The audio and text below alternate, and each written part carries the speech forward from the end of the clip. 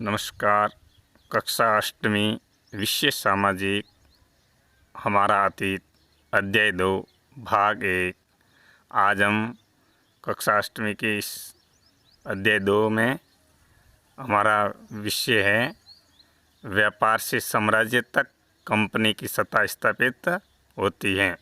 यानी अंग्रेज़ों ने जब यहाँ से भारत आए और भारत आने के बाद में उन्होंने अपने व्यापार से साम्राज्य तक सारे सत्ता कैसे भारत से स्थापित की, इसके बारे में अध्ययन करेंगे। मुगल बादशाहों में औरंगजेब आखिरी व शक्तिशाली बादशाह थे।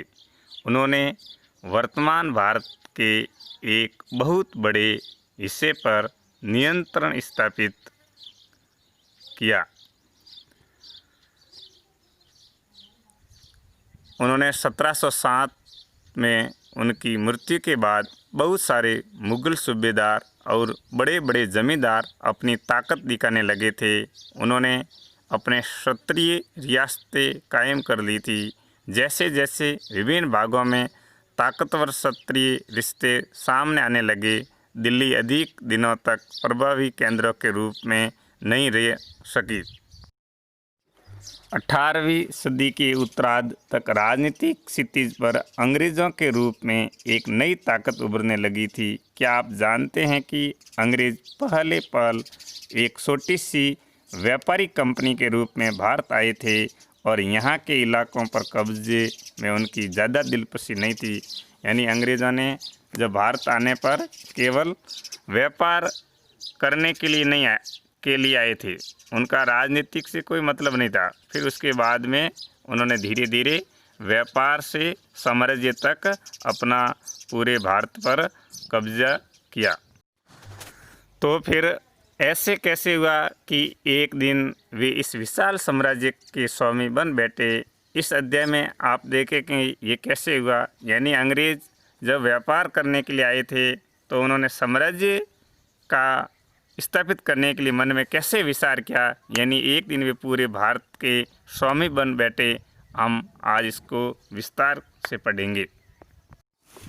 कैप्टन हडसन द्वारा बहादुर शाह जफर और उनके बेटों की गिरफ्तारी आप इस चित्र के माध्यम से देख सकते हैं। कैप्टन हडसन और बहादुर शाह जफर और उनके 2 बेटों की गिरफ्तारी अंग्रेज़ों ने किस प्रकार की।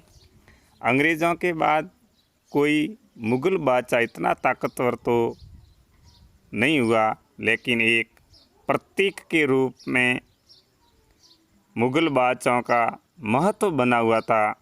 जब 1857 में ब्रिटिश शासन के विरुद्ध भारी विद्रोह शुरू हो गया तो विद्रोहियों ने मुग़ल बादशाह बहादुर शाह जफर को अपना नेता मान लिया था।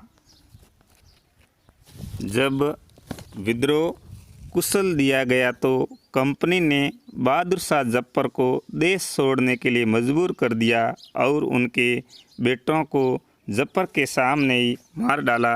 अंग्रेज़ अधिकारियों ने जब बहादुर शाह जफर को देश छोड़ने के लिए पाबंद किया, परंतु जफर द्वारा देश छोड़ने के लिए मना किया गया, तो उनके सामने ही 2 उसके बड़े पुत्रों को बहादुर शाह जफर के सामने अंग्रेज़ अधिकारियों ने मार डाला।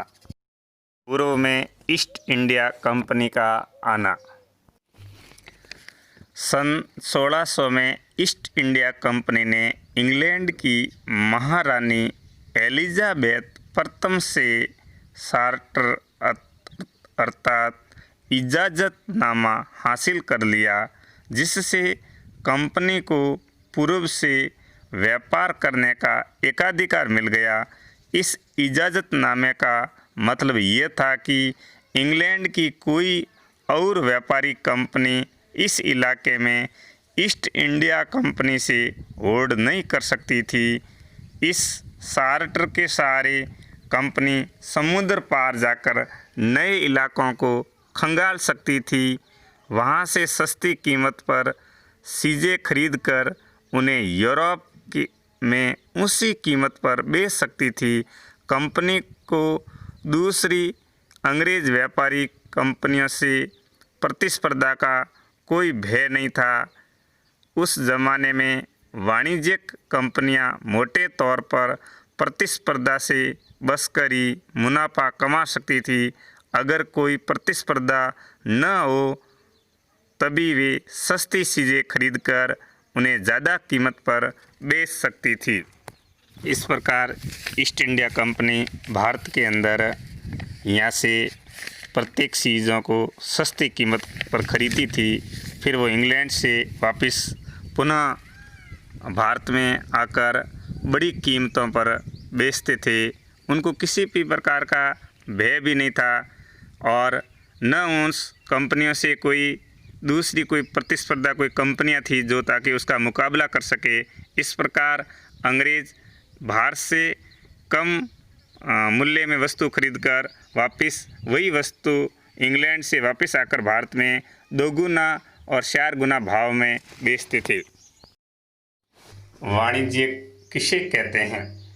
एक ऐसा व्यावसायिक उद्यम जिसमें चीज़ों को सस्ती कीमत पर खरीदकर और ज़्यादा कीमत पर बेचकर यानी मुख्य रूप से व्यापार के जरिए मुनाफा कमाया जाता है, उसे वाणिज्यिक कहा जाता है।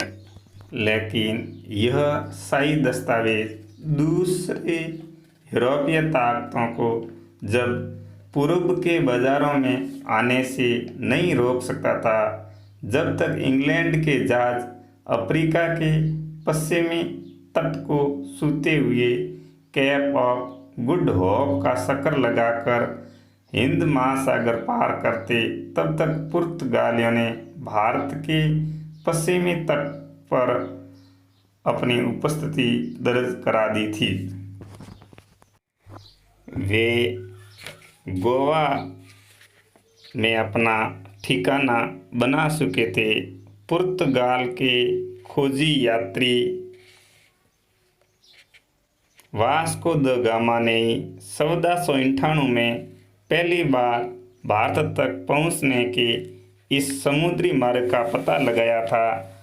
17वीं शताब्दी की शुरुआत तक डच भी हिंद महासागर से व्यापार की संभावनाएं तलाशने लगे थे। कुछ ही समय बाद फ्रांसीसी व्यापारी भी सामने आ गए।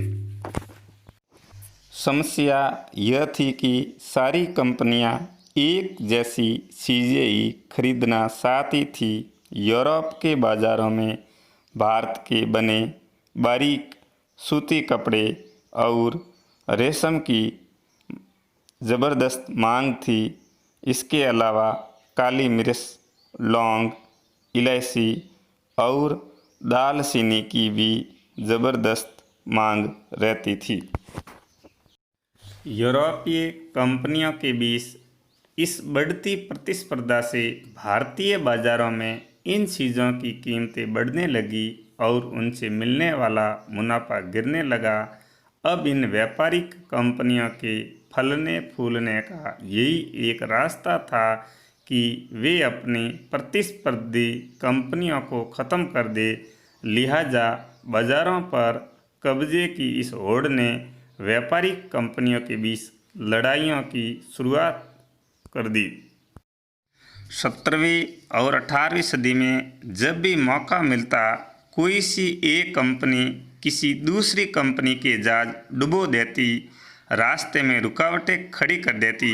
यानी दोनों कंपनियां जब समुद्रों में अपना माल लाने व ले जाने का कार्य करती थी, जब भी कंपनी को मौका मिलता था तो दोनों किसी आपस में किसी एक दूसरे का जहाज डुबो देती और रास्ते में कई प्रकार की रुकावटें भी डालती देती और माल से लदे जहाज़ों को आगे बढ़ने से रोक देते थे।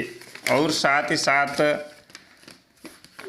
यह व्यापार हथियारों के मदद से चल रहा था और व्यापारिक शौकियों को किलेबंदी के जरिए सुरक्षित रखा जाता था। अपनी बस्तियों को किलेबंद करने और व्यापार में मुनाफा कमाने के लिए इन कोशिशों के कारण स्थानीय शासकों में भी टकराव होने लगे। इस प्रकार व्यापार और राजनीति को एक दूसरे से अलग रखना कंपनी के लिए मुश्किल होता जा रहा था। आइए देखें कि यह कैसे हुआ। यानी व्यापार और राजनीति को अंग्रेज कंपनी के अधिकारियों ने आपस में अलग अलग कैसे रखा। व्यापार रहे और राजनीति में भी वो साम्राज्य तक अपनी सत्ता हासिल कर सके। ईस्ट इंडिया कंपनी बंगाल में व्यापार शुरू करती है। पहली इंग्लिश फैक्ट्री 1651 में हुगली नदी के किनारे शुरू हुई। कंपनी के व्यापारी यहीं से अपना काम चलाते थे। इन व्यापारियों को उस ज़माने में फैक्टर कहा जाता था। इसे फैक्ट्री में वेयर हाउस था, जहां निर्यात होने वाली चीज़ों को जमा किया जाता था। यहीं से उसके दफ्तर थे, जिनमें कंपनी के अफसर बैठते थे। जैसे जैसे व्यापार चला, कंपनी ने सौदागरों और व्यापारियों को फैक्ट्री के आसपास आकर बसने के लिए प्रेरित किया। 1696 तक कंपनी ने इस आबादी के चारों तरफ एक किला बनाना शुरू कर दिया था। 2 साल बाद उसने मुग़ल अफसरों को रिश्वत देकर 3 गांवों की ज़मींदारी भी खरीद ली। इनमें से एक गांव कालीकाता था, जो बाद में कलकत्ता बना। अब इसे कोलकाता कहा जाता है। कंपनी ने मुग़ल सम्राट औरंगज़ेब को इस बात के लिए भी तैयार कर लिया कि वह कंपनी को बिना शुल्क चुकाए व्यापार करने के लिए फरमान जारी कर दे। फरमान का अर्थ है एक शाही आदेश। जो मुग़ल सम्राट जिस व्यक्ति को जो आदेश देते थे, उसको फरमान कहा जाता था। बौद्ध प्रश्न, मुग़ल साम्राज्य के अंतिम बादशाह कौन थे? उत्तर, मुग़ल साम्राज्य के अंतिम बादशाह औरंगज़ेब थे। औरंगज़ेब की मृत्यु कब हुई थी? औरंगज़ेब की मृत्यु 1707 ईस्वी में हुई थी। अंग्रेज़ सबसे पहले भारत में क्यों आए? अंग्रेज़ सबसे पहले भारत में केवल व्यापार करने के लिए आए थे। बहादुर शाह जफर व उनके बेटों को किसने गिरफ्तार किया? बहादुर शाह जफर व उसके बेटे को कैप्टन हडसन द्वारा गिरफ्तार किया गया। एलिजाबेथ प्रथम कौन थी? एलिजाबेथ प्रथम इंग्लैंड की महारानी थी। गृहकार्य वाणिज्यिक किसे कहते हैं? प्रश्न संख्या 2, वास्को द गामा कहाँ के थे? प्रश्न संख्या 3, पहली बार भारत तक पहुँचने के समुद्री मार्ग का पता कब लगा? प्रश्न संख्या 4, पहली इंग्लिश फैक्ट्री कब शुरू हुई? प्रश्न संख्या 5, फरमान क्या है?